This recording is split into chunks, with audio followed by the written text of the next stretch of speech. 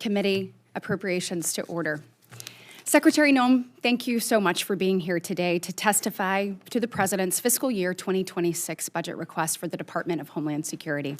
I am pleased to be joined by Senator Murphy, the ranking member of the subcommittee, as well as we have Vice Chair Murray that will be coming shortly. And of course, I am thrilled to have the chair of our full Appropriations Committee, Chair Senator Collins, with us today. Thank you, Chair Collins, for your leadership on this committee and your tireless effort to get us back to regular order, moving these bills not only through full committee, but making sure that they're seen on the floor. Yep. Since January 20th, under President Trump's leadership, the department has actually become a priority. Rather than turning Border Patrol agents and ICE officers into paper pushers, President Trump has empowered the men and women of CBP and ICE.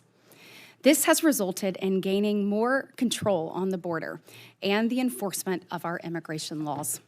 In fact, President Trump has signed a new law, the Laken-Riley Act, which further empowers ICE to help protect communities from criminal aliens. He has taken swift and decisive actions in other areas, such as restoring the voice officers at ICE and reduce bureaucratic red tape that was counterproductive to achieving the mission. DHS has a vast, important, and complex mission. Its 250,000 employees are responsible for keeping Americans safe from coast to coast, on the water, and in the air. As chair of the Homeland Security Appropriations Subcommittee, it is my responsibility to work with you, Madam Secretary, and my fellow senators to appropriate the resources DHS needs to carry out its mission. One of the most important areas that we must dedicate resources to is border security and immigration enforcement.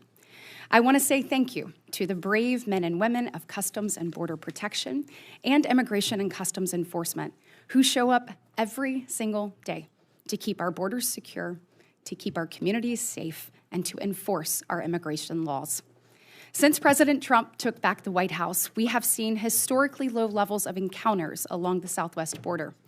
In March 2024, Border Patrol encountered 137,473 people. Fast forward to March of 2025, under President Trump's leadership, Border Patrol encountered only 7,181 people. That's a 95% decrease. Thank you, Madam Secretary. Under the Biden administration, there were nearly 2 million gotaways, and in 2023, the Chief of Border Patrol testified that gotaways may have been underreported by as much as 20%. The work that President Trump and this administration have done to curb the flow of illegal migration is truly incredible. We've gone from record high encounters under the previous administration to 2 consecutive months of record lows. Ultimately, that means safer communities and families across our great country. But we cannot let up. We must continue to empower Border Patrol. We want our agents on the line to be equipped with the best tools available. We must also continue the renewed focus on interior enforcement, where we have seen tremendous gains since President Trump took the oath of office. In fact, since President Trump's inauguration, there have been a 153% increase in removals stemming from ICE apprehensions, a true testament to the work done by DHS law enforcement officials that are working to safeguard our communities. As you know, Madam Secretary, the ultimate goal of immigration enforcement life cycle is to remove individuals that are here unlawfully, and I commend your department in the pursuit and the end of that goal. One of the results of our open border policies supported by the previous administration was significant growth in ICE's non-detained docket, growing from 3.7 million at the end of FY 2021 to 7.6 million at the end of 2024. That is a 105% increase. Many will commit crimes while here, waiting their turn to be processed, which is unacceptable and why I fought so hard for the Laken-Riley Act to pass Congress. And that is also why I was proud to be there when President Trump signed that into law. I am incredibly proud when you look at the work that Alabama does to support the Department of Homeland Security and the equities there and so many hardworking, dedicated public servants who show up every single day to fulfill that mission. From the incredible collaboration between DHS and our college programs on research, to the HIS National Academy in Huntsville, to the Coast Guard's Aviation Training Center in Mobile.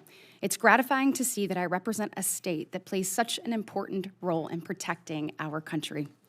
Alabama is also home to some key institutions that fit within the administration's priorities of empowering state and local law enforcement to have a seat at the table when it comes to disaster recovery and national security. Both FEMA's Center for Domestic Preparedness and the National Computer Forensic Institute in Hoover provide key resources to local officials across our nation to ensure that they are equipped with the best knowledge, skills, and tools needed to protect and serve the United States of America. It is unfortunate that trainings have been canceled, especially at a time when cities across this country begin to prepare for the World Cup and the Olympics. Madam Secretary, I am certainly open to conversations about how all of this evolves, but I want to make sure that we are looking at future threats as well as existing threats, and I believe that we can do both. Another FEMA area that not only saves taxpayer dollars but saves taxpayer lives is the BRIC program. Since President Trump signed the Disaster Recovery Reform Act, which authorizes BRIC, nearly $5 billion has gone to mitigation projects across 55 states and territories and 37 tribal nations that requested funding. This is clearly a popular and important program. The program obviously is not without its challenges. Applying and implementing BRIC grants requires resources to many cities, states, and tribes that they may not have. But rather than ceasing to implement it, we should work together to identify ways that BRIC could be amended to be less complex and more efficient. Madam Secretary, the people up here look forward to working with you and your team. We look forward to conversations about the President's FY26 budget for DHS. From what I've seen, I am personally supportive of zeroing out the Shelter and Services Program, and I look forward to conversations about FEMA, CISA, and TSA. I hope that we will see requests for base increases to CBP, ICE, and elsewhere within DHS. You have an incredibly difficult job, Madam Secretary, and have stepped up to do it during one of the most challenging times. I want to thank you for your service, and I look forward to your testimony today and to working with you and your team to making sure that America's borders are safe and its people are secure. I now turn to Senator Murphy and recognize him for his opening remarks. Thank you very much, Madam Chair. Madam Secretary, thank you for being here. I'm sorry that I missed your call yesterday. I look forward to working closely with you. I say this with seriousness and respect, but your department is out of control. You are spending like you don't have a budget. You're on the verge of running out of money for the fiscal year. You are illegally refusing to spend funds that have been authorized by this Congress and appropriated by this committee. You are ignoring the immigration laws of this nation, implementing a brand new immigration system that you have invented that has little relation to the statutes that you are required, that you are commanded to follow, as spelled out in your oath of office. You are routinely violating the rights of immigrants who may not be citizens, but whether you like it or not, they have constitutional and statutory rights when they reside in the United States. Your agency acts as if laws don't matter, as if the election gave you some mandate to violate the Constitution and the laws passed by this Congress. It did not give you that mandate. You act as if your disagreement with the law, or even the public's disagreement with the law, is relevant and gives you the ability to create your own law. It does not give you that ability. Let's start with your spending.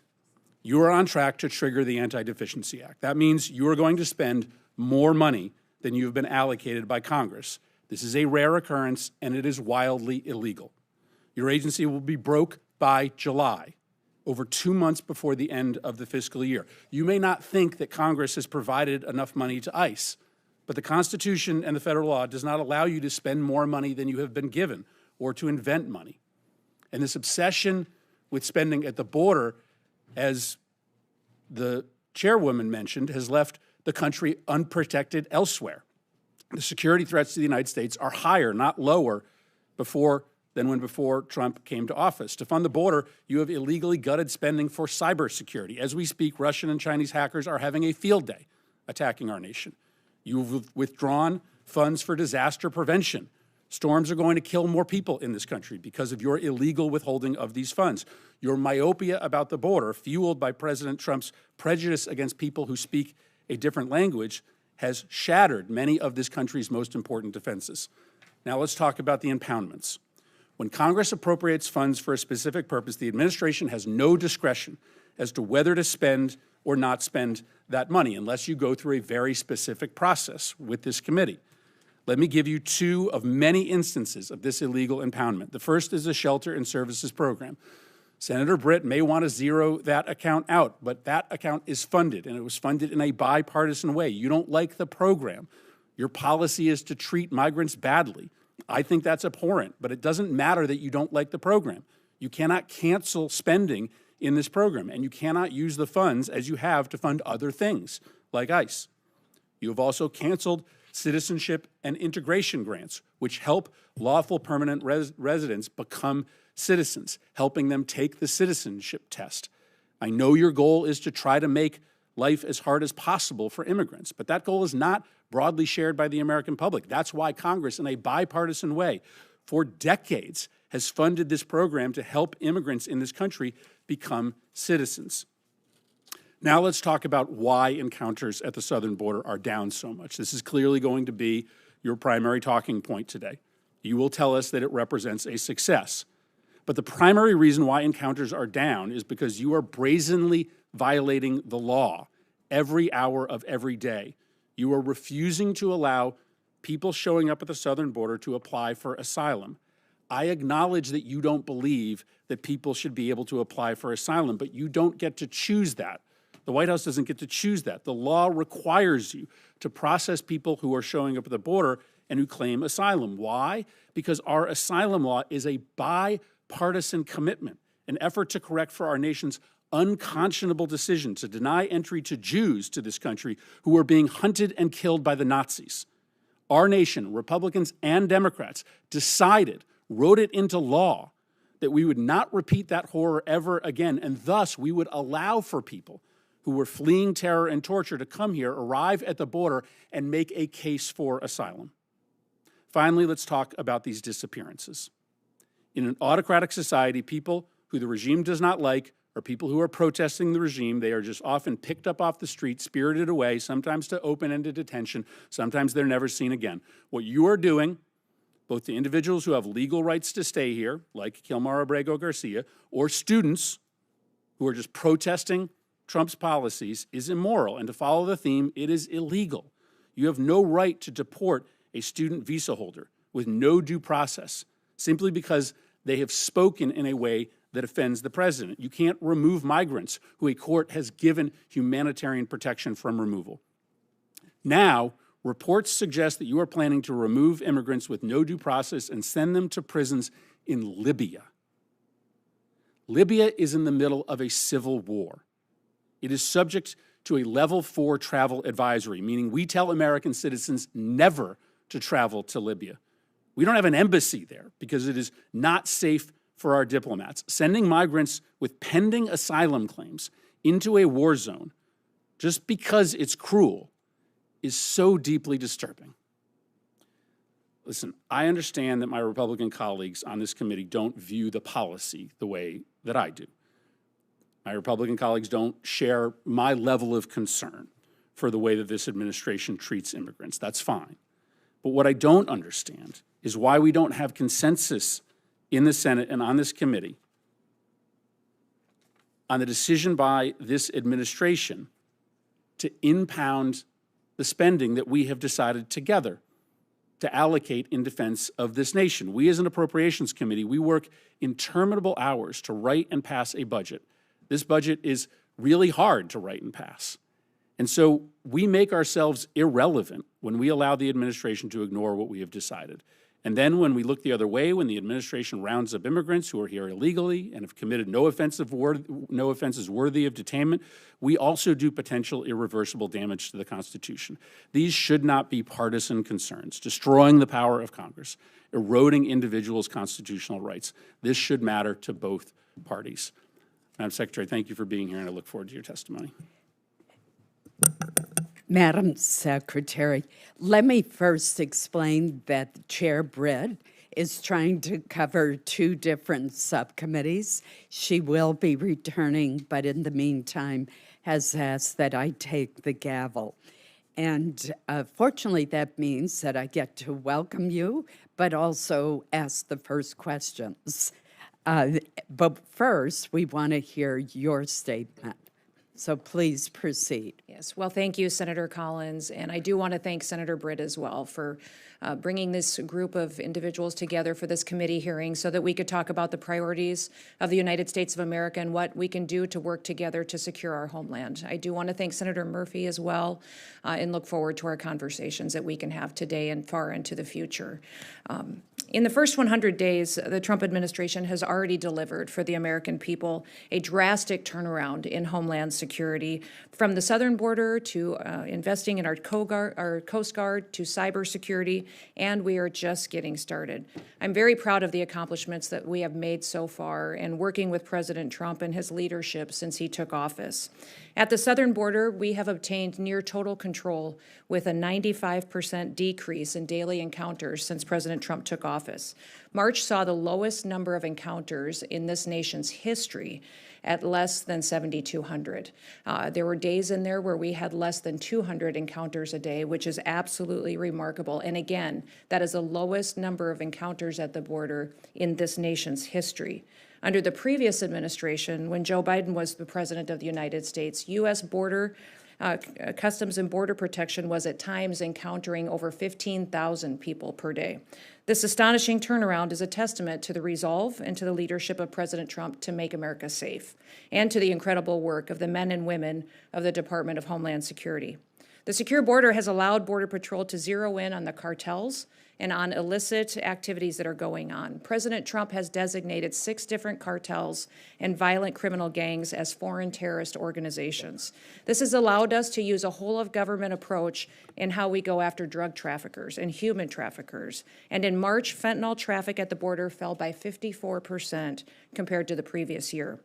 We're enforcing immigration laws to identify, arrest, detain, and remove dangerous illegals from our country. We're prioritizing those who have committed crimes, aliens who are a threat to our public safety and to our national security, especially those who are affiliated with terrorist organizations such as Tren de Aragua and MS-13. This includes those who also have final orders of removal. We've worked to enforce President Trump's America First trade agenda through the U.S. Custom and Border Protection's enforcement. The Biden administration's policies hollowed out our economy and America's industrial base, and it shipped our jobs overseas. President Trump is changing that. His historic actions are proving that tariffs are an effective negotiating tool to address trade imbalances. And in fact, companies are reshoring jobs here every single day. The Department of Homeland Security is reforming, and we're rethinking federal involvement in emergency management. President Trump recently announced that there will be a FEMA Review Council, which I will co-chair with the Department of Defense Secretary. This council is charged with fixing a broken system that's returning power to state emergency management directors and making America safe. We're also taking steps to defend the nation's transportation systems, which are vulnerable to targets and to attacks. The Transportation Security Administration is responsible for ensuring the security of all those who travel. In a single day, there are over 45,000 flights in this country with nearly 2.9 million passengers in the United States. We're fulfilling our obligation to launch Real ID, which happened yesterday, and we follow federal law as it was passed 20 years ago. Validated IDs will secure travel, safeguard our elections, and make sure that we never open a door to an opportunity for another tragedy like 9/11 again. As technology advances, so do the threats to our nation. And that's why cybersecurity is a crucial component of our security measures we're taking seriously and investing in going forward. Countries like Communist China have built the capability and the intent to infiltrate and potentially disrupt our critical infrastructure. But despite these threats, the Biden administration instead used CISA to play politics and to police speech. Under President Trump, we've been working to get CISA back on mission and make sure that they are securing our infrastructure. The Coast Guard is the only branch of the U.S. Armed Services that are under the Department of Homeland Security. It has many missions with specialized needs. And as we secure the southern border, the cartels have shifted their activities out to the maritime borders. The Coast Guard has already surpassed fiscal year 2024 drug interdiction numbers and search and rescue and illegal interdictions. Still, the Coast Guard is facing our greatest readiness challenge since World War II. With Force Design 2028, we will transform the Coast Guard to make it a more agile, capable, and responsive force. And since I took office, one of the responsibilities that I have is reforming the Secret Service. In the wake of the July 13th assassination attempt, we have needs there that I'm hoping you will consider. We've reassessed the Secret Service's needs. We've refocused recruitment away from DEI objectives and instead focused people in on investing in the agency's zero-fail mission. These accomplishments are just a portion of what the Department of Homeland Security has achieved with President Trump's leadership in the last 100 days. And with the support of this committee, I'm hopeful that we'll be able to make this department more efficient and more effective in securing our nation. I'm so grateful to the men and women of the department, and they are examples of bravery, patriotism, and dedication. It's our responsibility to continue providing them with resources, training, and equipment that they need to do their jobs. Thank you so much for your support, for the opportunity to be here, and I look forward to the discussion.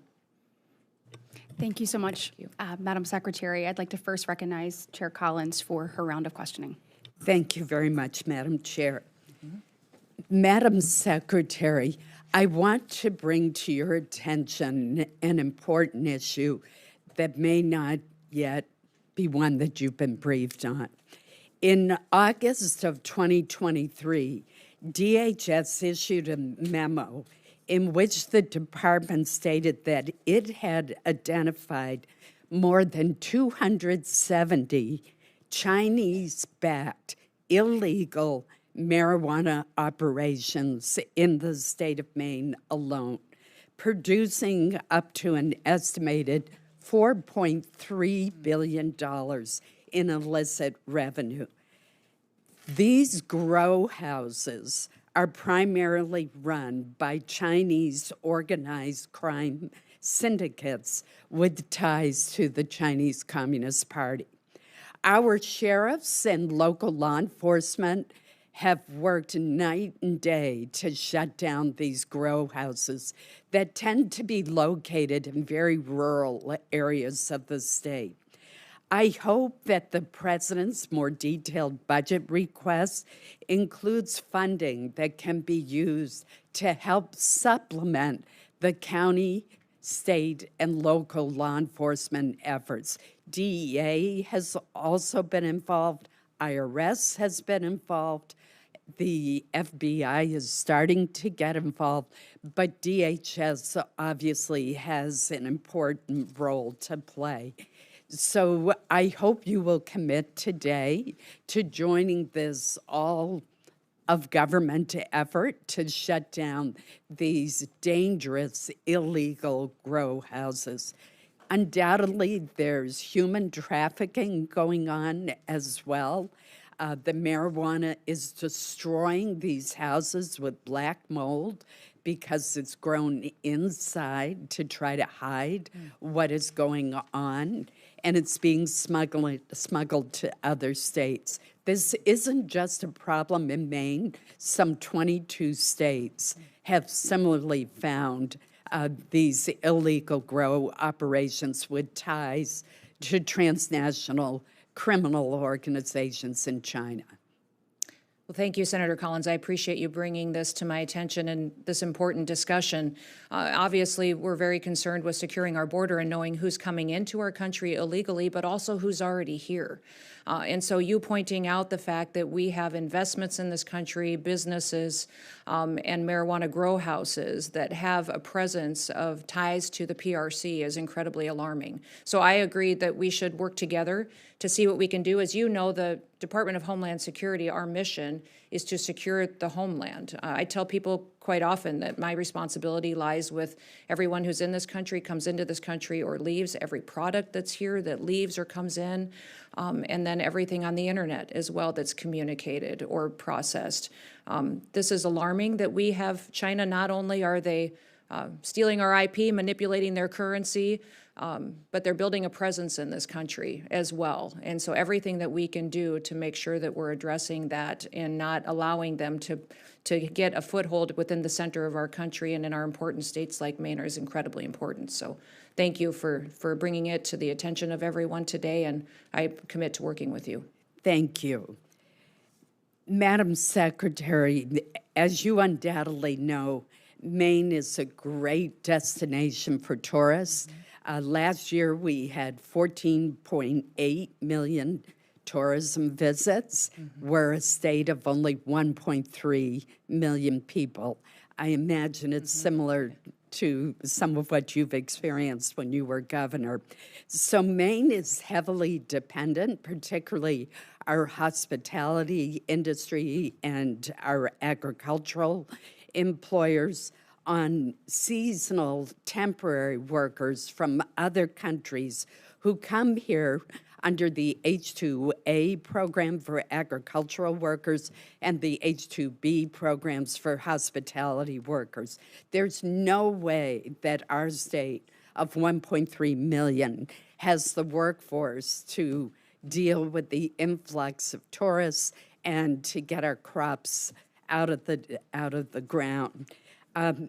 Our small businesses, our inns, our restaurants, and our hotels are perfect examples of where foreign nationals who come to our country temporarily to benefit from, but also contribute to the American economy in a lawful way, are absolutely critical. I know that some of the visas have been released by the department, and I would ask for your help in expediting the release of the H-2B visas, in particular, given the upcoming tourism season. Thank you for that question, Senator. And, as you know, the number of visas allowed is set in statute by Congress, but there is some latitude given to the Secretary. So I certainly take your request and know that many others have asked us to go and give as much latitude as possible, and we are certainly considering and willing to consider that going forward. Thank you. My time has expired, so I'm just going to put one quick item on your radar screen, and that is we're seeing some college students from Canada who go to school in northern Maine at the University of Maine at Presque Isle having difficulty in crossing the border, which they used to be able to do very easily. They're totally legal, they have student visas, but they're being subjected to extensive searches and questioning. I don't want us to discourage Canadian students from studying at the Northern Maine institutions that we have for education. So again, I just want to put that on your radar screen. There are so many others who do deserve scrutiny, but these are duly enrolled Canadian students, and they've been crossing the border for years without trouble, and lately they're being subjected to extensive searches and questioning, despite having their visas and other documents in order. Okay, I will certainly look into that. Thank you. Thank you. Vice Chair Murphy. Thank you very much. Madam Secretary, AI is an enormous growing industry critical to the future economic health of the country. We have had the benefit over the years of the top talent in AI, researchers, students coming to the United States to help us grow that industry. But for the first time in the last 15 years, there are more top talented individuals and workers in AI leaving the country than coming here. And the reason is pretty simple. People who are coming here to work from overseas through the visa program are very uncertain about what their rights are. And that is because of the actions this administration has taken. So I think it's important to get on the record for those individuals who are here currently and those thinking of coming to the United States to work or to study to understand what their rights are. So let me ask you a series of pretty simple questions. Probably the key of right amongst the 5 freedoms is the right to free speech, the right to express your own personal opinion about politics, culture, the economy. Do you believe that you have the right to detain or deport a U.S. citizen for simply expressing their political opinion, a U.S. citizen? No. No. Do you believe that you have the right to detain or deport a legal permanent resident for expressing their political opinion?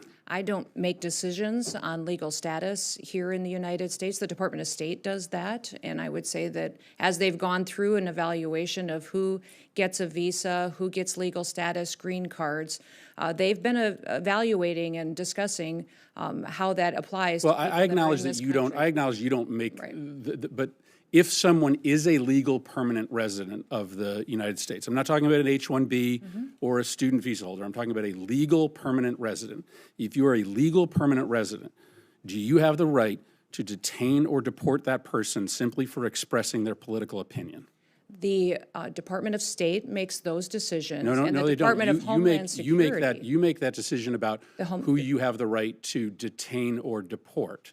So you are involved in that? Do you believe the United States, do you believe the law allows? The Department of Homeland Security under the Trump administration is enforcing the law, following the constitutional rights of folks who are here as citizens, those who are here legally, and those who are here illegally. So a legal that permanent have resident final is by removal definition orders. here legally. Do you believe, I mean, I think this is really troubling if you can't answer this simple question. Do you believe that the U.S. government can detain and deport a legal permanent resident for expressing a political opinion that the administration disagrees with? The determination you're asking for is based on things that you are determining that the Secretary of State has considered and evaluated. We don't evaluate that, the administration, along with a partnership with the Department of State, on what is political speech and what's an affiliation with a foreign terrorist Do you organization. believe? That's the difference Do between you the two believe that you're asking. that you can detain We and follow deport the a direction of legal federal permanent law. resident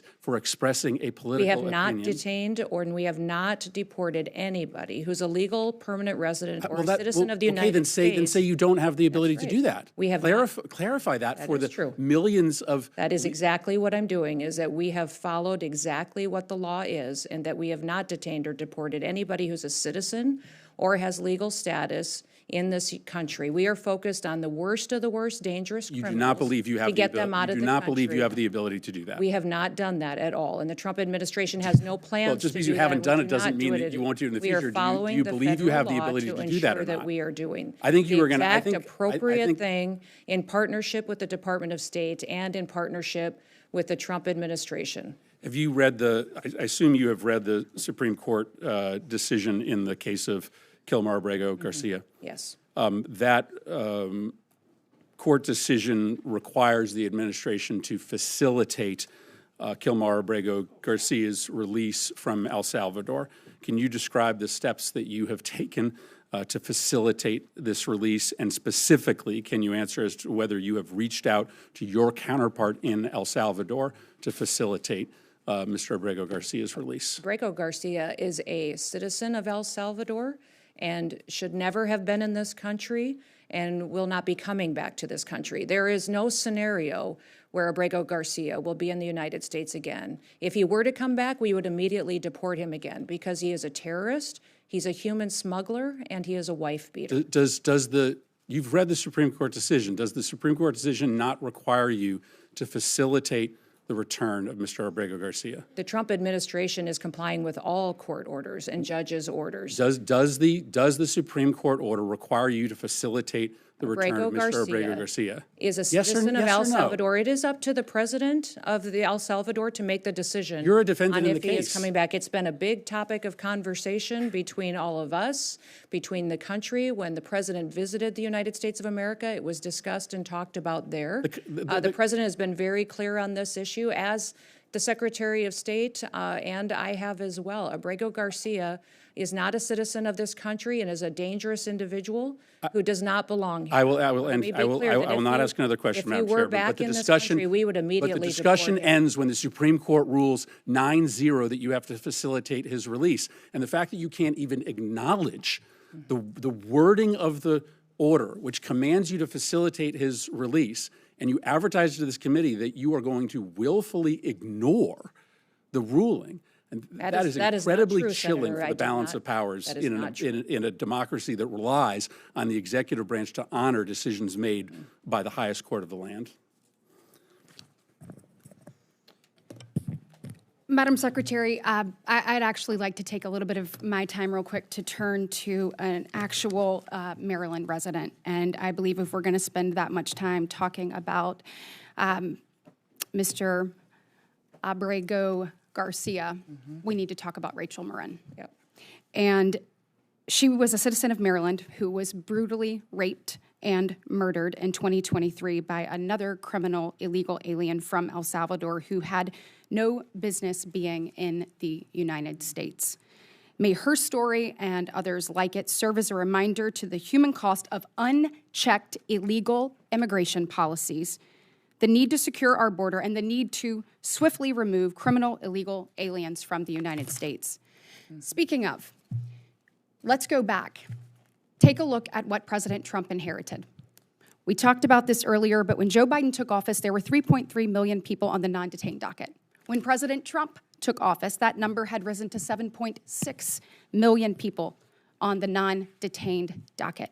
When you look at the docket, the President Biden, in his administration, spent their entire term simply allowing people and aliens to cross the border into our communities. Of those who had been given their final orders of removal, meaning they had their due process, the Biden administration simply sat on their hands instead of actively working to remove those individuals, which created chaos and, unfortunately, criminal opportunities on our interior. Thankfully, we have new leadership at the White House and a department who will no longer tolerate the subversion of our immigration laws and activities. I think since we're here to talk about the budget today, that's what I'd like to talk about.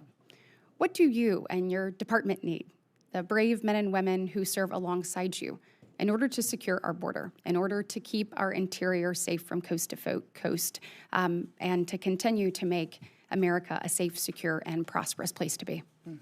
Well, the Department of Homeland Security is tasked with overseeing 23 different components that are pretty broad, and it was formed after 9/11 in response to the terrorist attacks to help us secure our country and everything that's in the interior of our country. The President's budget request, along with reconciliation package, focus on what some of our greatest threats are that face our future and our children and grandchildren's ability to grow up here and to have a future. And that is continuing to secure our border, to make sure we're addressing technology needs that have been neglected for far too long, get our Coast Guard to the standard to what the missions are requiring them to be at to be successful, building more wall, more agents for CBP, more ICE agents and beds so that we can remove illegal criminals out of this country and dangerous individuals that are threatening our public safety. And then also going forward and looking at how we conduct operations on training our law enforcement officers, how we can put CISA back on mission at focusing on cybersecurity. The requests going forward focus in those areas and TSA so that we have the technology upgrades that we need to really make sure that we are doing due diligence to secure our country and the systems that help run our critical infrastructure.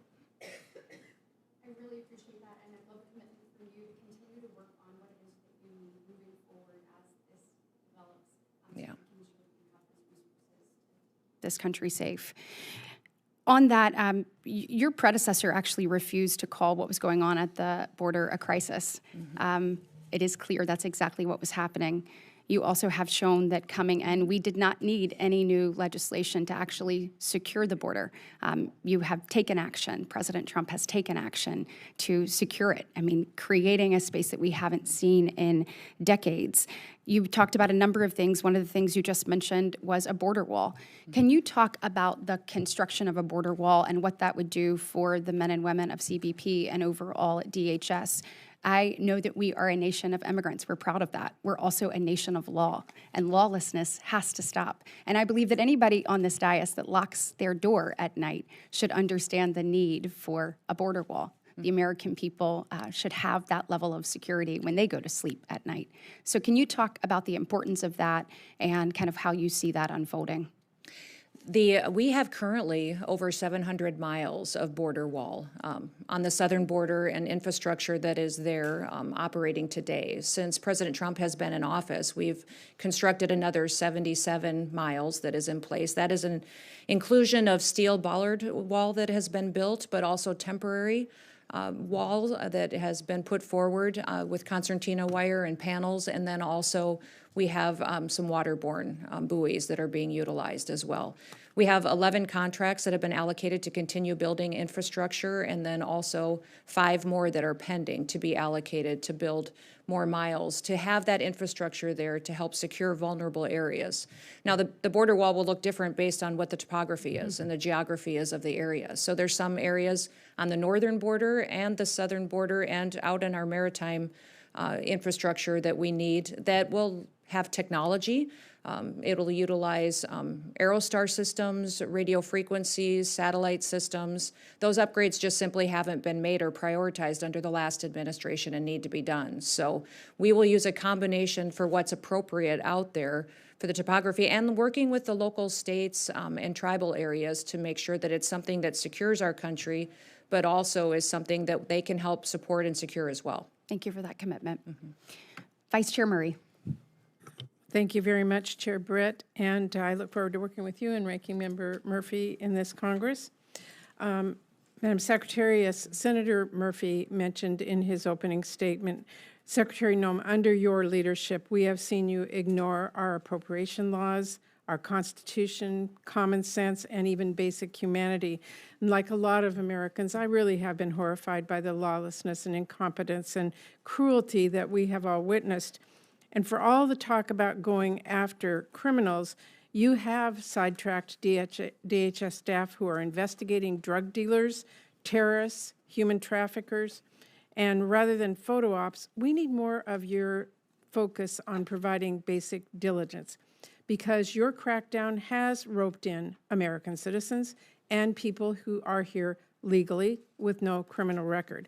Now, I'm not going to ask you whether that was right or wrong. I know it's wrong. The world knows it's wrong. And I think the first thing that history is going to say about your leadership is that you were responsible for many of these travesties. So I'm deeply concerned. You've deported a 4-year-old U.S. citizen with cancer. You've disappeared people to a notorious prison in El Salvador. And you have spent $100 million in taxpayer dollars to air TV ads thanking President Trump. That is really reckless, it's unacceptable, and in my opinion, can't continue. The American people are paying for this with our taxpayer dollars and with their most basic rights. Now, in the last 3 months, you have frozen or canceled over $100 billion in funding that was approved by Congress, bipartisan. We are talking about everything from disaster relief to grants that keep people safe. But when my staff has requested information on the status of this unacceptable holdup, the department failed to provide any acceptable justification. This illegal freeze, and it is illegal, is taking a real toll on communities who are waiting on the investments that Congress has delivered. So will you commit to immediately unpausing these funds? Well, Senator, thank you for covering a lot of topics there. Let me touch on a few of those right away. Well, what the if Trump you could administration answer- is doing I know is you've enforcing the law for the first time. Under the Biden administration, I'm asking you about the funds illegal that are out aliens were prioritized over American citizens. Now the scales of justice have been leveled, and Madam no one Chair, is I'm gonna treated reclaim better my than time anyone because else. I asked you a Citizens specific are question. treated the same, Madam and these Secretary, illegal I aliens know your and criminals answer. are being I heard it deported. previously. I'm asking you a The specific grants that you are question. referencing, Correct. the grants that you are referencing have been paused and reevaluated to make sure that they are truly being spent in the way to which they were appropriated. Well, these were- Many of these grants were being diverted Madam into things they Secretary, were never intended these to. funds were passed on a bipartisan basis by members Absolutely, in and this the Biden Congress. administration perverted them in how they used them, diverted them to facilitate illegal immigration, to house people in places like the Roosevelt Hotel, who held illegal Okay, criminals we're that took the talking, life Madam of Chair, Laken about Riley. $100 I think all of us billion. have It is recognized not that credible the to victims me that here are all the the people who have recipients of died and that- lost their children Madam because of this Secretary, situation. it is not credible. Madam Chair, it is not credible that $100 billion is used to break the law. That just cannot be true. And let me change this a little bit. On the other hand, I am very concerned that DHS is now dramatically overspending funding that Congress has not provided. If you were a CEO doing that, I don't think you'd be in your job long. We need accountability and we need answers. And that includes informative responses to oversight questions sent to the department over the last 3 months. I am ranking member on this committee. I have worked with every member of this committee. We take our responsibility serious to fund your department and others. We need to have answers, we need to have accountability, and we need to make sure you're not overspending money that you were not allocated. Well, thank you for that question. I will be very not really a clear in the question, it's a fact. statement. Do you want me to respond? Well, you can.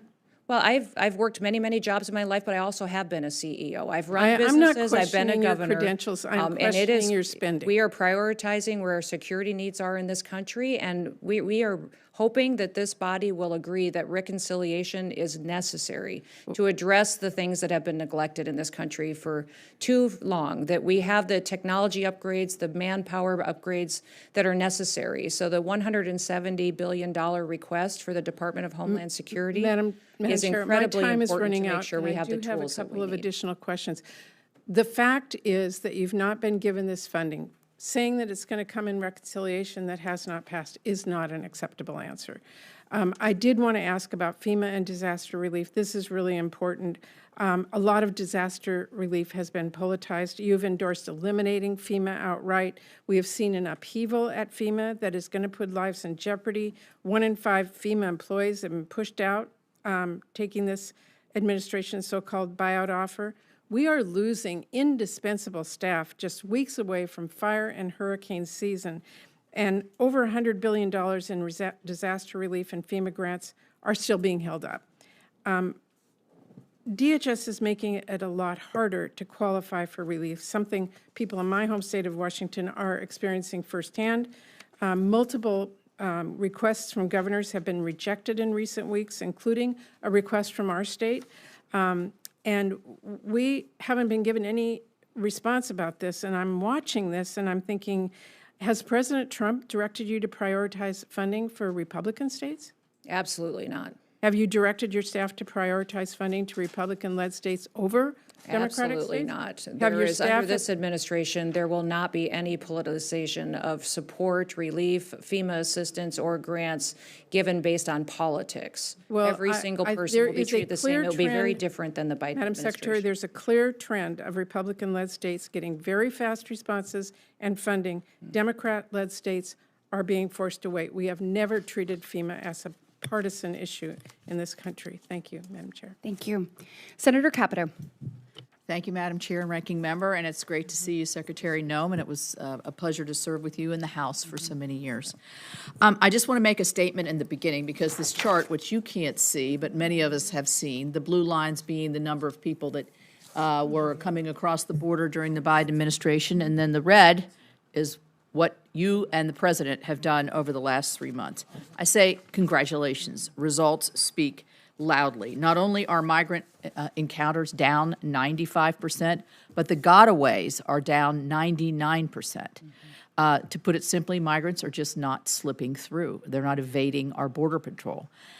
I boil it down to 2 basic strategies that the administration has done that the previous administration could have done but totally ignored. One is deterrence. When possible illegals look to the United States and see that we are following through on deportation orders in larger numbers, I think that's a huge deterrence, along with other things that are occurring. The other one is enforcement of the law. You already just said that. So is there anything else you would add specifically, very shortly, that you can attribute this dramatic drop? You're being accused of breaking the law, and that's the reason the numbers are down. I personally don't believe that. Well, I think having a strong leader in the White House that says we will enforce our laws in this country has worldwide effects. In fact, in where I have traveled to countries in El Salvador, Mexico, and Colombia, their leaders and their governments said, when you talk about the fact that you are now enforcing the laws in America, when your president talks about it, when we see these ads that are running in our country saying, if you want to come to the country and America illegally, don't come. come the legal way, do the right way. We are now enforcing our laws. They say it has an overwhelming effect. In fact, in Mexico, some government officials, when I was there visiting with them and the president, said that they believe 500 to 600,000 people just in Mexico turned around before they ever got to our border in the last 3 months, because they got the message clearly when they were on their way. They heard that and they went back home. Also, I would say Border Patrol is thrilled. They get to finally do their jobs. Right. They get to finally, the morale has never been better. Recruitment is fantastic. ICE is recruiting. CBP's up 54%. I'd say the Coast Guard is up over 100% in recruitment, and the Secret Service is up over 200%. So the fact that they have an administration that's letting them do their jobs again and actually following the law is something they're very proud of. And so I think those two things are really what's making them proud. Okay, you and I talked about this on the phone because of the drug scourge, the non-intrusive inspection, which is a lot of the technologies that can detect in large, when semis are coming through, there's a whole lot coming through the border, and we want to continue that free flow of goods. Where are you on that in this budget? Certainly you need more dollars to be able to, I think the numbers are low, how many you actually inspect or have been inspected. You need the technology. Yeah, our to move ports of forward. entry need new technology and scanners that we just simply aren't scanning many shipping containers right now adequately. A lot of our air freight isn't scanned. Some of these scanners that we have in place need infrastructure around them so that they work in the heat and in the rain. Sometimes they're dysfunctional and shut down. We have railroad cars coming in that aren't getting inspected, and then small packages. Small packages every day that are being shipped in by the millions that we are not inspecting at all. So the kind of technology needs that we have to invest in are costly, but they're secure our country. And when we have a foreign enemy country like China and the PRC that's trying to kill off our next generation of Americans, which is what they're doing to weaken our economy and our society, those upgrades and that technology advancement will incredibly help us make sure that we know what's coming into this country and it's not a poison that will be killing our kids and our next generation. Certainly have my support with that. I did chair this subcommittee at one point with the ranking member. He was chairing and I was ranking, so we're getting to know each other very well. You have my support there. I do want to say, and I am concerned about the FEMA issue. Coming from a small state that is subject to a lot of natural disasters, flooding in most cases, FEMA, my experience with FEMA, has it been flawless? Has it been, a smooth road? No, but I think it's a vital function. And I'm concerned if we turn it all over to the states, capacity for the state to really handle this is something that, so I would ask you to tread lightly. I don't really need a response there, but I do want to put on the record here that I am concerned about, I do think we need a national response to disasters. Does it look just like FEMA? I hope, I hope the changes that are made will be able to have them to be able to react quickly and to help our state and local resources. I did invite you to the Advanced Training Center where we do training for Border Patrol. Look forward to seeing you there, and thank you very much. Thank you so much, Senator Capito, and thrilled to hear about the morale at DHS. That's exciting, Madam Secretary. Next up, Senator Shaheen. Thank you. Thank you, Madam Secretary, for being here this morning and for your testimony. I just want to, I'm not going to ask you to respond to this, but just to be clear, I think everybody on this committee agrees that we need to secure our southern border. We may disagree on exactly how to do that, but I think that is a value that most Americans share. I do think we can do it in a way that still provides due process to people who are here as green card holders.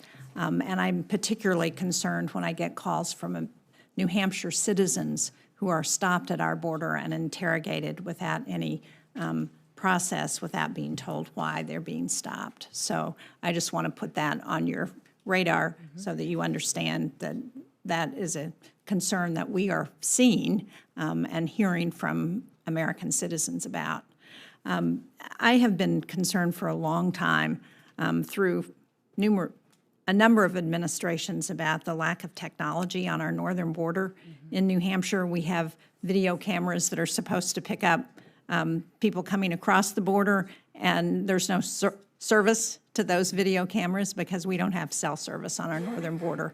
Our Border Patrol station in Pittsburgh gets its power from Canada, and In 2018, Congress passed the Mobile Now Act to speed up deployment of communications equipment infrastructure on federal property. It's not just a public safety issue, it's a national security imperative, as I'm sure you would agree. So understaffing, however, and red tape means that getting folks connected still takes way too long, and we've had some issues with the department in trying to get some of this equipment that we need on our northern border. So will you commit to ensuring that DHS will move expeditiously to improve communications infrastructure along New Hampshire's northern border? Yeah, Senator, I will work with you on this. This is something that's come up several times with many of our senators and congressmen and women that represent the northern border. And I think that's a concern I hear quite often from people is with all the focus on the southern border, are you neglecting the northern border? And we are not. We have not pulled resources from the northern border, but we also recognize that we've got deficiencies there too. We do have some Predator drones that are up there. I'm sorry to interrupt, but the reality is that the Stone Garden funds that used to have a percentage dedicated to the northern border have been taken for the southern border, so that our local law enforcement officials don't have the ability to access those funds and to get those grants in a way that's really important to help. So I hope you will look into that. Those funds have been very important for our law enforcement, and so those are being reevaluated as well and assessed. And so I've had several people indicate to me that those are important to their local areas and local communities. The cameras you talked about, yes, do need to be fixed. The cell phone service and their reliance on that is not dependable, and we need the new technology upgrades in order to make sure that we can keep those operating. And we need more UAS and counter UAS technology at the northern border as well. I understand that ICE has entered into an interagency agreement with the Bureau of Prisons to hold ICE detainees in our federal prison in Berlin, FCI Berlin, New Hampshire. I'm sure that you're aware that the Bureau of Prisons has faced chronic shortages in staffing for a number of years. This is particularly evident in Berlin, where it's being staffed at just over 60% for its corrections officers, and now it's hosting more than 230 detainees. So can you talk about how you're working to ensure that our federal prisons who are under contract with ICE are adequately staffed, and will you commit to ensuring that the Bureau of Prisons under contract with ICE is given the support that they need in order to hold those detainees? Absolutely. That's all part of the evaluation that happens before that contract goes into place, is making sure they have the staffing and the requirements that meet the level that ICE detention requires. Many times the request we hear from local or state law enforcement or prison systems that want to help facilitate the detention of illegal criminals, such as we're addressing right now, are asking us to relax our federal standards so that they qualify, are asking us for more latitude. So our standards I was have just been, there. I can and their tell you they were not contracts- asking that Yeah, in Berlin. they may not have been up at your facility, but what I would say is that all of those boxes have to be checked and staffing requirements have to be met in order for that contract to be facilitated and utilized. Well, what I heard is that we have trouble attracting people, corrections officers, other staff that we need, psychologists and medical staff. And so I think it's absolutely critical that we ensure that if ICE is going to use those facilities, that the funding is there to provide adequate staffing. Absolutely. Thank you. I have another issue, and I'm out of time, but I just want to put on your radar screen that we appropriated $200 million to recapitalize facilities for the Coast Guard. One of those facilities that was damaged in storms is in Newcastle, New Hampshire. It's a facility that serves the Portsmouth Naval Shipyard. It's critical to national security. I hope you will work with us to ensure that the funding goes to help rebuild those facilities that need it.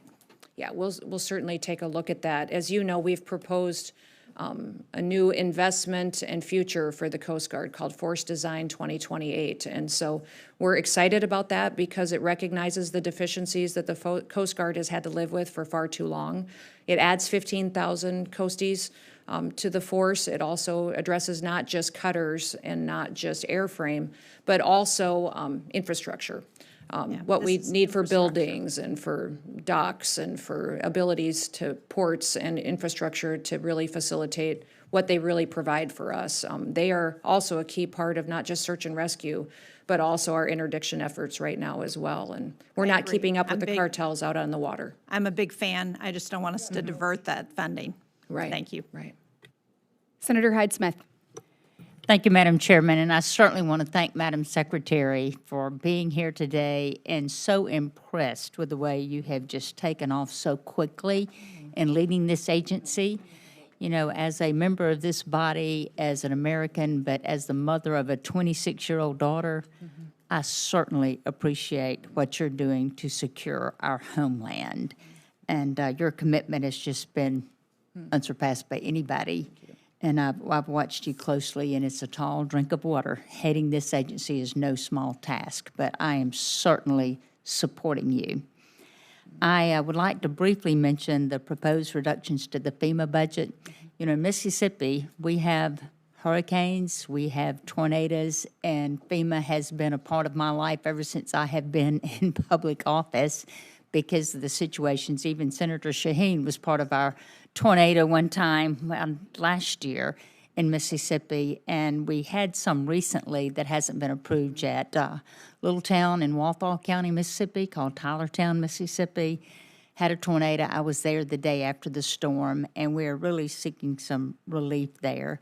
But how will DHS make sure that states like Mississippi, which, like I said, are feeling the impact of so many, will continue to receive the support they need to prepare for and recover from what we have now and future emergencies? Yeah, President Trump has been very clear that he believes that the way that FEMA exists today should not continue. It needs to be reformed.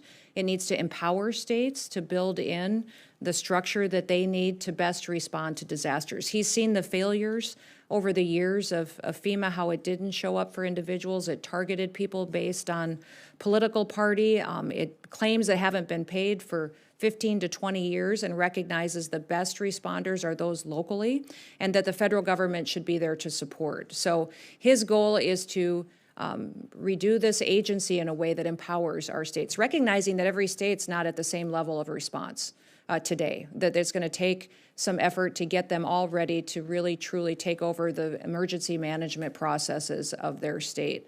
And so what we can do to equip and to train them and then give control back locally is critically important. Also, the grants that have come through FEMA, making sure they're not being abused to facilitate illegal immigration, to focus on true resiliency, on true helping building dams and infrastructure, culverts that are the right size, instead of using them for bike paths and shade trees like the Biden administration does. So making sure that the dollars that we have in this agency, which consistently is spending in the red and not able to be budgeted for because of what happens, he wants to make sure that those reforms are happening where states are empowered to do the response and trained and equipped, and then the federal government would come in and support them and financially be there when they need them on their worst day. Thank you, because there's many days we really need them. And Mississippi also has a proud legacy of supporting DHS missions across multiple domains, from helicopters flown by the Coast Guard and the CBP to the national security cutters and future polar security cutters built in Pascagoula, Mississippi. So our state plays a central role in helping secure the homeland. But what I would like to highlight today is a wonderful program at Mississippi State University that supports DHS. And as you may be aware, DHS Justice Next Gen program at Mississippi State serves an incredibly valuable resource. And the primary mission of this is to serve the operational entities within DHS through research, development, testing, integration, and the evaluation of UAS, the unmanned aerial systems, and related technologies to that. But the Justice Program has credited MSU with a number of developments that have enhanced the technology and the efficiency for the operational components. So we're real proud of that. But as we look ahead, I hope that you will view justice as an important effort. And do you have any thoughts on these programs or similar programs? Yeah, the Justice Program is very important and is being continued going forward. And we recognize the partnership that we've had with so many states in these projects. So that is something that the Department of Homeland Security is very willing and able in the future to partner with you. Well, it takes so much to make these things successful, but we're really proud of that. And again, thank you for everything you're doing. You are doing an incredible job, and I am thrilled that you are there. Thank you. Senator Van Hollen. Thank you. Thank you, Madam Chairman.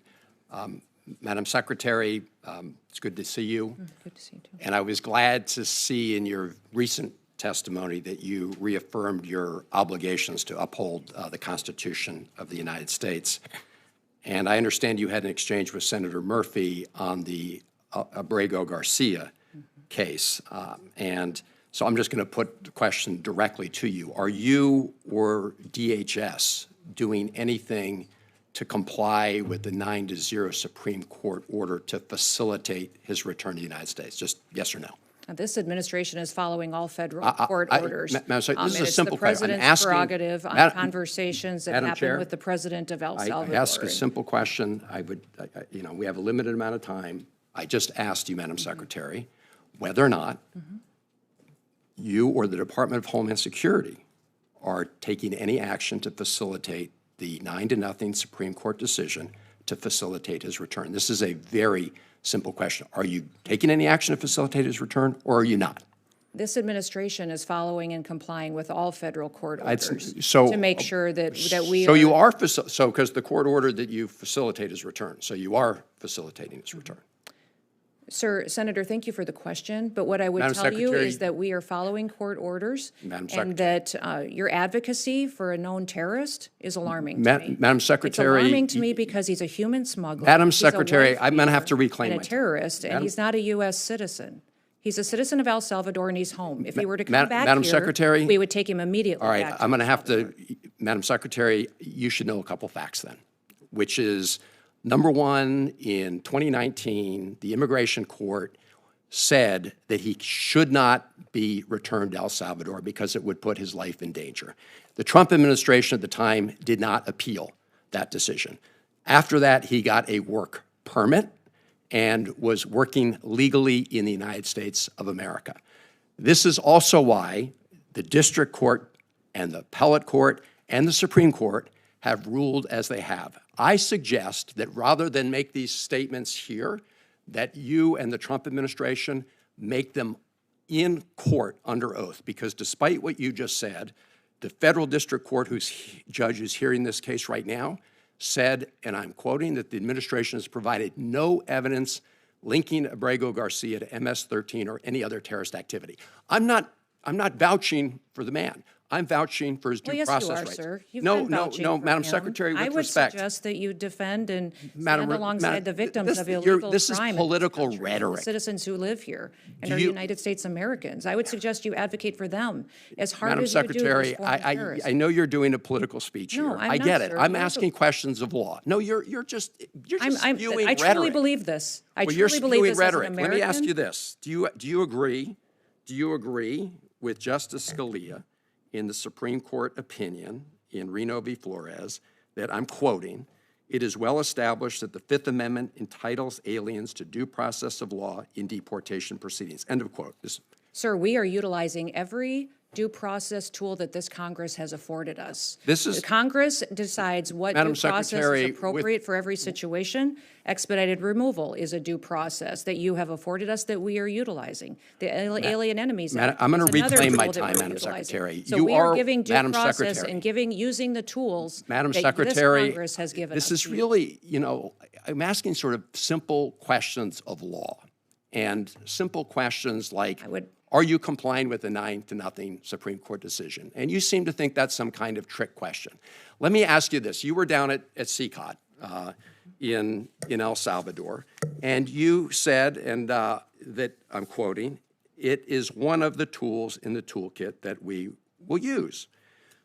And it's well known that the Trump administration is paying the government of El Salvador to keep these individuals, including those who the U.S. courts have determined were illegally taken out of the country in violation of their due process rights. Have you seen the grant document between the United States and the government of El Salvador with respect to the CCOT? It's important that everybody knows the consequences of what happens for their actions in this country. When you break the law and you're a member of a foreign Madam terrorist Secretary, I asked you a organization, there are question. Have you consequences seen to the that. document? This is not hard. Yes, I have. Okay. And what are the provisions of the doc? So do you know what entities in El Salvador are Sir, receiving I'm the sure funds? you can see this document as well and have looked at it for I'm evaluation. glad you as raised well. that, Madam Secretary, because I sent you a letter along with many of my colleagues here on April 8th asking for, among other things, that document. Will you respond to the letter that we sent? I will respond to your letter. Can I get some sense of when? We will take a look at it. I don't remember seeing your letter yet, but I will certainly Well, take it's a look been at there it over and a give you month. a The response. senator's time has No, expired. Madam Chair. Senator Kennedy? Madam Chair, Madam the Secretary. Secretary, I have some additional questions. No, related sir, to that's up fire to cap. you to manage that time. Senator Kennedy? Madam Well, I Secretary. need a little help from a chair that respects the members of the Madam committee. I'm sorry, Madam Secretary. Chair. This is You pretty much secured the southern border, haven't you? Yes, sir. The CBP, And this that president have. that upsets some of my colleagues, doesn't it? They say you've done it the wrong way, haven't they? Could you answer that? Yes, sir. They do say that. Do you think they're upset because you supposedly did it the wrong way, or you think they're upset that you did it at all? I think they're upset that by President Trump enforcing the law, it happened so quickly and successfully. Yeah. Now, when President Biden came into office, the first thing he did was get rid of all of the things we were doing to stop people from coming into our country illegally, didn't he? Yes. I mean, it was like The Price is Right. Come on down. Except he said, come on in. And most of my Democratic colleagues went along with that, didn't they? Yes, they did. In fact, they cheered him on, didn't they? Is that a yes? Yes, sir. How many people do you think President Biden let into our country illegally? Just give me a ballpark figure. Sir, we don't know for certain, but we believe it could be upwards to 20 million people that are illegally in this country. So that's like adding 10 Nebraskas to our country, isn't it? That's correct. Why do you think President Biden and my Democratic colleagues did that? Do you think they believe in open borders? I think they believed in open borders and letting people come into this country that would affect our society and criminals. Those other countries emptying out the worst of the worst, their mental institutions, their prisons came in here and jeopardized, and known terrorists. Well, only one or two circumstances are possible, it seems to me. Either President Biden and the Democrats who supported him believe in open borders, or the people that President Biden put in charge of securing the border, you wouldn't trust to run a snowball stand, right? That is correct. So nobody is that incompetent. So it has to be, they just believe in open borders, do they not? Yes, because I know the people who were securing the border and they weren't allowed to do their job. Do you think they believe that vetting people at the border is racist? Yes, I do. I think by the way they allowed people in and granted them immediate parole status. Do you think that President Biden and some of my Democratic colleagues, I don't want to paint with too broad a brush, Madam Secretary, thought of these foreign nationals in our country illegally as potential new voters? I do, sir. Okay. If you're an ordinary American and you oppose illegal immigration, but you support legal immigration, does that make you a racist? No, sir. No, sir, not at all. It just means that you believe there should be a rule of law, and that's what America was built on. And that's what you've been enforcing, right? Exactly. We have been following the Constitution and the rule of law in this country. And I want to be sure I understand, because there's been a lot of confusing testimony here. You've secured the border, have you not? This administration has, yes, sir. And some of my colleagues are upset with you, Yes, sir. and they say you did it wrong. Yes, sir.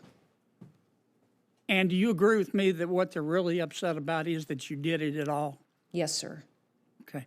I want to ask you a last question about our federal judiciary. I've said repeatedly that all of us has a moral and a civic obligation to follow federal orders, and I stand by that. But there have been a lot of national injunctions, universal injunctions issued to try to stop you from doing your job. Where were these judges when people were breaking the law and coming into our country illegally? Were any of them speaking up and issuing national injunctions against the Democrats? I don't believe I can be specific about every single judge, but these judges that now are trying to stop us from enforcing our laws, I don't believe or recall them. Can you being think, vocal then. Madam Secretary, of one single solitary federal judge who, when President Biden and my Democratic colleagues, not all of them, but many of them, Gentleman's time has expired. Secretary or Senator Murray went on over about 2 minutes, so I'm going to take a minute. Senator Van Well, if Hollen you just got can- shut down. Yes, right if on you the can, zeros. if you can finish your question. Can you recall one single solitary federal judge when President Biden and my Democratic colleagues were letting 20 million people come into the country illegally? I don't recall. Can you think of Thank one you. single solitary judge you. that issued a national This is injunction more to than one stop question. them? No, I can't recall I one. can't either. If there weren't you, for Senator double Kennedy. standards Madam around Chair, here, Okay. Madam there And wouldn't so be any Senator Peters- standards at all, Madam any Secretary. Thank you. Committee, Thank Madam you, Chair. Senator Kennedy. I'd- Senator Peters. Madam, let me just say, let's apply the rules fairly. Senator Van Hollen was asking tough questions, but was shut down pretty immediately when his time was expired. Can we at least have a commitment, Madam Chair, that senators on this committee will be allowed to submit questions for the record, Absolutely. and that you will Yes, Absolutely. ask the secretary to answer those questions? Absolutely. yes. Senator Peters. Thank you, Madam Chair. Secretary Noem, good to see you again. See you. Secretary, I certainly appreciated your commitment during your confirmation hearing before my committee on fully staffing the Gordie Howe International Bridge between Detroit and Canada. As you know, one of the busiest border crossings in all of North America. It's scheduled to open this fall. It's going to be a big deal. But my question for you is, how are preparations going for the opening of that bridge? Obviously, your department will play a big role in that opening. Yes, we're excited about it. We're thankful that the construction has been completed and that it's working well, and we're excited to coming up there and having the celebration with you. Do you have the resources and personnel in place now? Yes, we do. Good.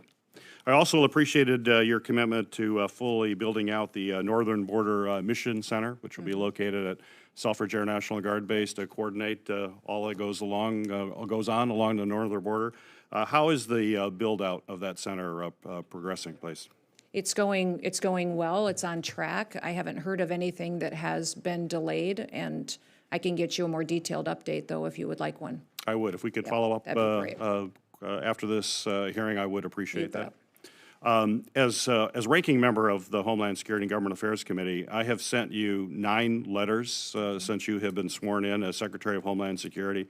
So far, I've received only 2 replies, and quite frankly, one of those was completely unsatisfactory.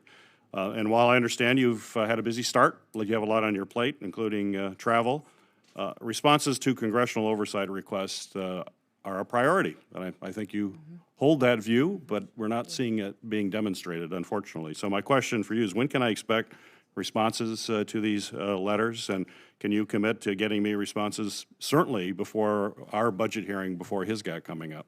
Yes, absolutely. Sir, I was unaware that you had that many letters out yet. I know some of the letters you requested had a lot of data to gather Yes. and information, and so that may be a delay on a couple of them, but we will get those gathered and get them to you. As you know, when I came into this role, we had a backlog of letters from senators and congressmen up to 4 years where the previous administration did not respond to any of you. That was a universal complaint I had from Republicans and Democrats. Well, we want to see that change. So Yes. if we could get this back, these letters back as quickly as possible, I'd appreciate that. You bet. As you know, Madam Secretary, Congress spent years creating CISA, clarifying its mission and ensuring that the agency can employ the most skilled federal employees to protect our federal cyber networks and critical infrastructure from attacks. During your confirmation process, you stated that you wanted to get CISA back on mission. But quite frankly, you were very light on specifics of what that actually meant. Now that you've been in your position for several months, could you explain to us in detail what getting CISA back on its mission means? And I mean, with some specificity, which offices and programs in CISA do you consider to be off mission, and which ones do you consider to be on mission? Well, as you know, CISA, under the last administration, got involved in being somewhat of the role of the Ministry of Truth.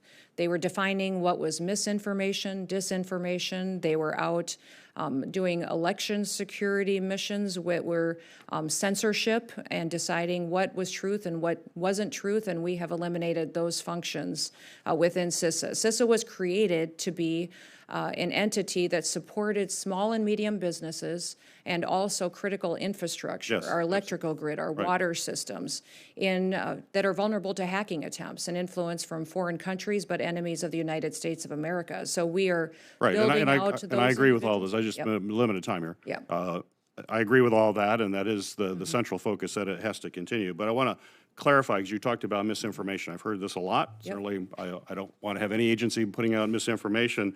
But CISA had 15 full-time employees assigned to countering misinformation mission.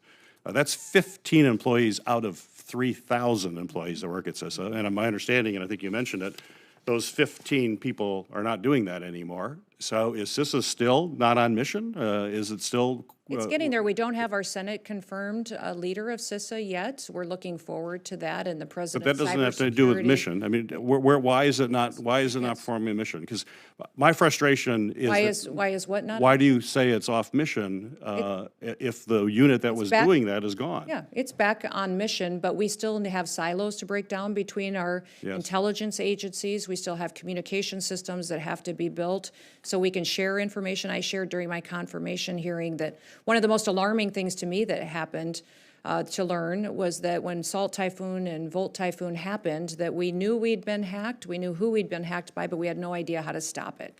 And so building those relationships with the private sector to help us go out there and really get the information that we need to get the technology and expertise to get in front of those bad actors that would infiltrate our systems, I think is incredibly important. So making sure that we have those partnerships to get them with us, sharing information and advice and wisdom on how to stop these hackers before they steal our critical information is very, very important. If you know better than anybody, better than I do even, that we have 10 of the 16 critical infrastructure components under the Department of Homeland Security. So this is a top priority of President Trump. So it is on mission now. CISA is on mission. It is. Great, thank you. Thank you, Senator Peters. Senator Murkowski. Thank you, Madam Chair, and welcome, Secretary. I know you had an opportunity to take a quick trip up to Kodiak to see our Coast Guard men and women there. Thank you for that. I'm pleased to see the focus from the administration with regards to the Coast Guard within the reconciliation package. It is significant. It is meaningful. As I'm looking, though, at the skinny budget that we have here, I'm wondering whether or not the administration's budget request increases the Coast Guard's top line, because as important as it is to do what we're doing in reconciliation, we want to make sure that the service has the sustained funding and support that it deserves in annual appropriations. So I don't know if you want to speak quickly to that. Well, yes, Senator, it is. We're building out the Coast Guard into the future. We have a request in for 15,000 more individuals that would come in and be a part of the organization. So it's not just the investment in the cutters, which we discussed, as well as, airframe that's been grounded because it needs to be replaced and we can no longer repair it. It is also building out the amount of support that we have as far as individuals and components. I want to ask about not just the ships, the cutters, the airframes, but the people and where those people live. It was several commandants ago. It was Commandant Zukov who promised that Kodiak, Seward, Sitka, Ketchikan, they were going to get these fast response cutters. Well, the FRCs are out there, but what hasn't come through is the shoreside infrastructure upgrades. Sitka and Seward continue to be left hanging. And so the ships that were due to come to them are being parked in other communities. I mean, we are not only 1 year off, 2 year off, multiple years off. So this is something that I have raised with you, and I'm hopeful that we're finally going to be able to make that commitment to make sure that when you've got the ships, you've got the home port. Right. And when it comes to the home port, I think you saw in Kodiak, it's not just the housing, it is the child care, it's the medical options. And so I'm hoping that as we're looking at this a revitalization of the Coast Guard that is so overdue, and I so appreciate the focus that the administration is placing on this, that it really is this whole package. Right. Yes, absolutely. And when on Force Design 2028, I'll get you the details on that so you can see that infrastructure is being addressed. And that was one of the things that was discussed quite extensively when I was up there with the Coasties and folks that were serving, was how challenging it was to be in a remote area and not have the access to basic needs that they have for their family, as well, especially medical care and specialized medical care. So it is big. So I'm glad you had an opportunity to see that. I want to shift here with regards to parole and temporary protected status. We have a relatively significant population of immigrants in Alaska that are under patrol or TPS or both.